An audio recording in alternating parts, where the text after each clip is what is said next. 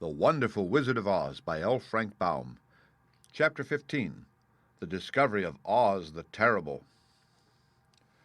The four travelers walked up to the great gate of Emerald City and rang the bell. After ringing several times, it was opened by the same guardian of the gates they had met before. "What? Are you back again?" he asked in surprise. "Do you not see us?" answered the Scarecrow. "But I thought you had gone to visit the Wicked Witch of the West." "We did visit her," said the Scarecrow. "And she let you go again?" asked the man in wonder. "She could not help it, for she is melted," explained the Scarecrow. "Melted? Well, that is good news indeed," said the man. "Who melted her?" "It was Dorothy," said the Lion gravely. "Good gracious!" exclaimed the man, and he bowed very low indeed before her. Then he led them into his little room and locked the spectacles from the great box on all their eyes, just as he had done before. Afterward they passed on through the gate into the Emerald City. When the people heard from the guardian of the gates that Dorothy had melted the Wicked Witch of the West, they all gathered round the travelers and followed them in a great crowd to the palace of Oz. The soldier with the green whiskers was still on guard before the door, but he let them in at once, and they were again met by the beautiful green girl, who showed each of them to their old rooms at once, so they might rest until the great Oz was ready to receive them. The soldier had the news carried straight to Oz that Dorothy and the other travelers had come back again after destroying the Wicked Witch. But Oz made no reply. They thought the great wizard would send for them at once, but he did not. They had no word from him the next day, nor the next, nor the next. The waiting was tiresome and wearing, and at last they grew vexed that Oz should treat them in so poor a fashion after sending them to undergo hardships and slavery. So the Scarecrow at last asked the green girl to take another message to Oz, saying if he did not let them in to see him at once, they would call the winged monkeys to help them and find out whether he kept his promises or not. When the wizard was given this message, he was so frightened that he sent word for them to come to the throne room at 4 minutes after 9 o'clock the next morning. He had once met the winged monkeys in the land of the West, and he did not wish to meet them again. The four travelers passed a sleepless night, each thinking of the gift Oz had promised to bestow on him. Dorothy fell asleep only once, and then she dreamed she was in Kansas, where Aunt Em was telling her how glad she was to have her little girl at home again. Promptly at 9 o'clock the next morning, the green-whiskered soldier came to them, and 4 minutes later they all went into the throne room of the great Oz. Of course, each one of them expected to see the wizard in the shape he had taken before, and all were greatly surprised when they looked about and saw no one at all in the room. They kept close to the door and closer to one another, for the stillness of the empty room was more dreadful than any of the forms they had seen Oz take. Presently they heard a solemn voice that seemed to come from somewhere near the top of the great dome, and it said, "I am Oz, the great and terrible. Why do you seek me?" They looked again in every part of the room, and then seeing no one, Dorothy asked, "Where are you?" "I am everywhere," answered the voice, "but to the eyes of common mortals I am invisible. I will now seat myself upon my throne that you may converse with me." Indeed, the voice seemed just then to come straight from the throne itself. So they walked towards it and stood in a row while Dorothy said, "We have come to claim our promise, O Oz." "What promise?" asked Oz. "You promised to send me back to Kansas when the Wicked Witch was destroyed," said the girl. "And you promised to give me brains," said the Scarecrow. "And you promised to give me a heart," said the Tin Woodman. "And you promised to give me courage," said the Cowardly Lion. "Is the Wicked Witch really destroyed?" asked the voice, and Dorothy thought it trembled a little. "Yes," she answered. "I melted her with a bucket of water." "Dear me," said the voice. "How sudden! Well, come to me tomorrow, for I must have time to think it over. You've had plenty of time already, said the Tin Woodman angrily. We shan't wait a day longer, said the Scarecrow. You must keep your promises to us, exclaimed Dorothy. The Lion thought it might be as well to frighten the wizard, so that he gave a large, loud roar, which was so fierce and dreadful that Toto jumped away from him in alarm and tipped over the screen that stood in a corner. As it fell with a crash, they looked that way, and the next moment all of them were filled with wonder, for they saw, standing in just the spot the screen had hidden, a little old man with a bald head and a wrinkled face, who seemed to be as much surprised as they were. The Tin Woodman, raising his axe, rushed toward the little man and cried out, "Who are you?" "I am Oz, the Great and Terrible," said the little man in a trembling voice. "But don't strike me, please don't. I'll do anything you want me to." Our friends looked at him in surprise and dismay. "I thought Oz was a great head," said Dorothy. "And I thought Oz was a lovely lady," said the Scarecrow. "And I thought Oz was a terrible beast," said the Tin Woodman.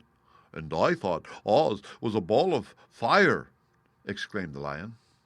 "No, you are all wrong," said the little man meekly. "I have been making believe." "Making believe?" cried Dorothy. "Are you not a great wizard?" "Hush, my dear," he said. "Don't speak so loud, or you will be overheard, and I should be ruined. I'm supposed to be a great wizard." "And aren't you?" she asked. "Not a bit of it, my dear. I'm just a common man." "You're more than that," said the Scarecrow in a grieved tone. "You're a humbug." "Exactly so," declared the little man, rubbing his hands together as if it pleased him. "I am a humbug." "But this is terrible," said the Tin Woodsman. "How shall I ever get my heart?" "Or I my courage?" asked the Lion. "Or I my brains?" wailed the Scarecrow, wiping the tears from his eyes with his coat sleeve. "My dear friends," said Oz, "I pray you not to speak of these little things. Think of me and the terrible trouble I'm in at being found out." "Doesn't anyone else know you're a humbug?" asked Dorothy. "No one knows it but you four, and myself," replied Oz. "I have fooled everyone so long that I thought I should never be found out. It was a great mistake my ever letting you into the throne room. Usually I will not see even my subjects, and so they believe I am something terrible." "But I don't understand," said Dorothy in bewilderment. "How was it that you appeared to me as a great head?" "That was one of my tricks," answered Oz. "Step this way, please, and I will tell you all about it." He led the way to a small chamber in the rear of the throne room, and they all followed him. He pointed to one corner in which lay the great head, made out of many thicknesses of paper, and with a carefully painted face. "This I hung from the ceiling by a wire," said Oz. "I stood behind the screen and pulled a thread to make the eyes move and the mouth open." "But how about the voice?" she inquired. "Oh, I am a ventriloquist," said the little man. "I can throw the sound of my voice wherever I wish, so that you thought it was coming out of the head. Here are the other things I used to deceive you." He showed the Scarecrow the dress and the mask he had worn when he seemed to be the lovely lady, and the Tin Woodman saw that his terrible beast was nothing but a lot of skins sewn together with slats to keep their sides out. As for the ball of fire, the false wizard had hung that also from the ceiling. It was really a ball of cotton, but when oil was poured upon it, the ball burned fiercely. "Really," said the Scarecrow, "you ought to be ashamed of yourself for being such a humbug." "I am. I certainly am," answered the little man sorrowfully. "But it was the only thing I could do. Sit down, please. There are plenty of chairs, and I will tell you my story." So they sat down and listened while he told the following tale. "I was born in Omaha." "Why, that isn't very far from Kansas," cried Dorothy. "No, but it's farther from here," he said, shaking his head at her sadly. "When I grew up I became a ventriloquist, and at that I was very well trained by a great master. I can imitate any kind of bird or beast." Here he mewed so like a kitten that Toto pricked up his ears and looked everywhere to see where she was. "After a time," continued Oz, "I tired of that and became a balloonist." "What is that?" asked Dorothy. "A man who goes up in a balloon on circus day so as to draw a crowd of people together and get them to pay to see the circus," he explained. "Oh," she said, "I know. Well, one day I went up in a balloon and the ropes got twisted so that I couldn't come down again.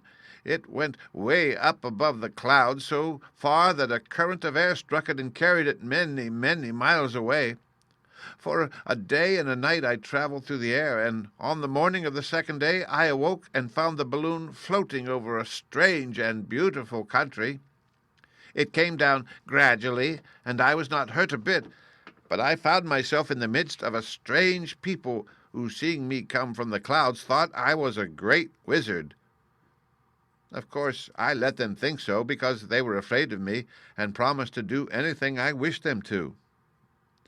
Just to amuse myself and to keep the good people busy, I ordered them to build this city and my palace, and they did it all willingly and well.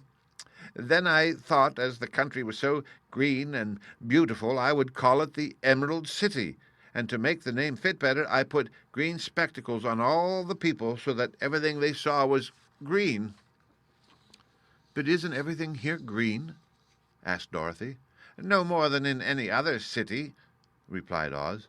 "But when you wear green spectacles, why, of course, everything you see looks green to you. The Emerald City was built a great many years ago, for I was a young man when the balloon brought me here, and I am a very old man now. But my people have worn green glasses on their eyes so long that most of them think it really is an Emerald City. And it certainly is a beautiful place, abounding in jewels and precious metals, and every good thing that is needed to make one happy. I have been good to the people, and they like me, but ever since this palace was built I have shut myself up and would not see any of them. One of my greatest fears was the witches, for while I had no magical powers at all, I soon found out that the witches were really able to do wonderful things. There were 4 of them in this country, and they ruled the people who live in the north and south and east and west.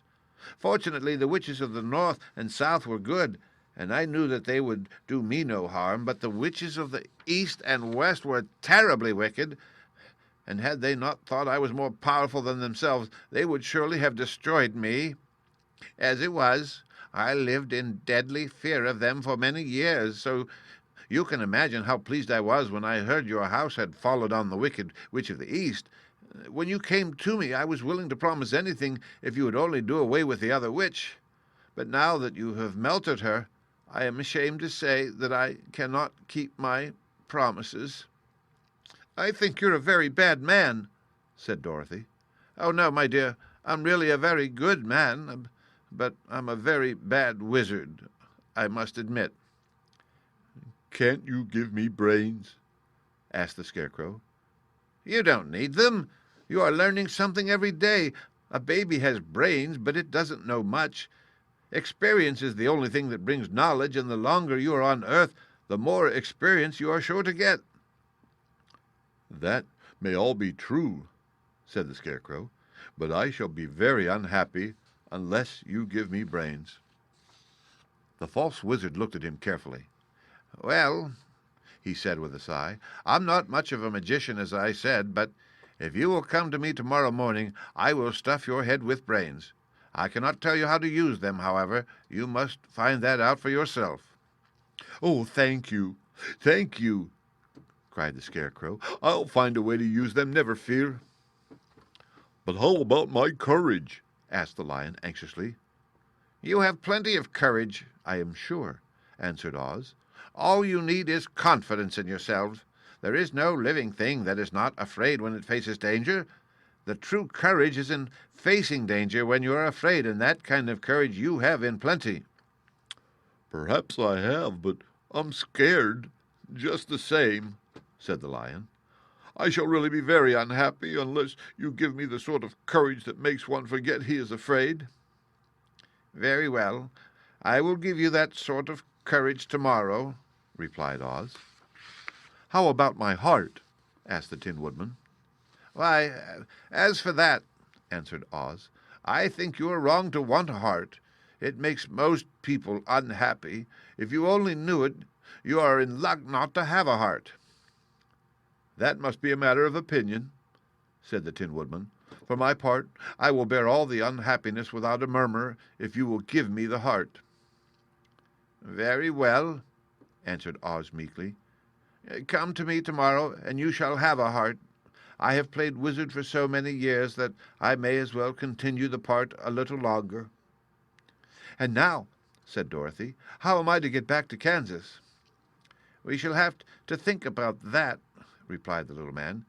"Give me 2 or 3 days to consider the matter, and I'll try to find a way to carry you over the desert. In the meantime, you shall all be treated as my guests, and while you live in the palace my people will wait upon you and obey your slightest wish. There's only one thing I ask in return for my help, such as it is. You must keep my secret, and tell no one I am a humbug." They agreed to say nothing of what they had learned, and went back to their rooms in high spirits. Even Dorothy had hoped that the great and terrible humbug, as she called him, would find a way to send her back to Kansas, and if he did, she was willing to forgive him everything. The end.